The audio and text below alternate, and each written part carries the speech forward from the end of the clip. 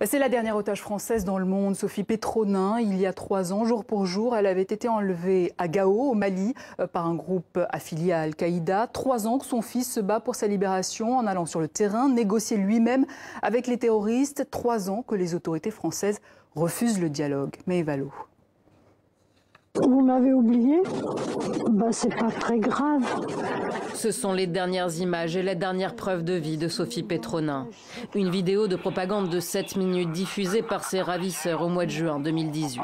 Je t'avais promis que si tu buvais tout ton lait, je t'apporterais une robe. L'otage française, 74 ans aujourd'hui, s'occupait des orphelins de Gao au Mali lorsqu'elle a été enlevée par un groupe djihadiste lié à Al-Qaïda.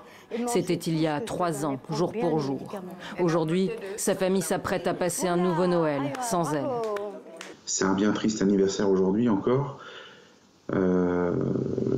Ensuite, on reste quand même mobilisé. Depuis son enlèvement, le fils de cet humanitaire respecté s'est rendu des dizaines de fois dans la région du Sahel pour sauver sa mère, une femme courageuse mais à la santé fragile.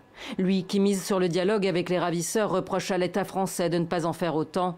Pourtant, des émissaires de l'Hexagone seraient en train de négocier avec les geôliers de Sophie Petronin, selon un site d'information basé à Londres. La source de ces informations-là ne viennent pas du Quai d'Orsay, mais ça nous donne un peu d'espoir que, effectivement, la tendance change, même si aujourd'hui, ce sont plutôt les bombes qui sont en train de tomber sur le Mali.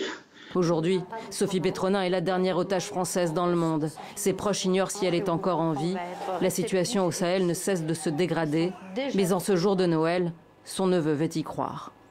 Ma petite Tati, écoute, sache qu'on fait tout ce qu'on peut encore pour te sortir de là, qu'on ne s'arrêtera pas, qu'on croit toujours au fil de lumière et sache que si tu nous entends, on est toujours mobilisés.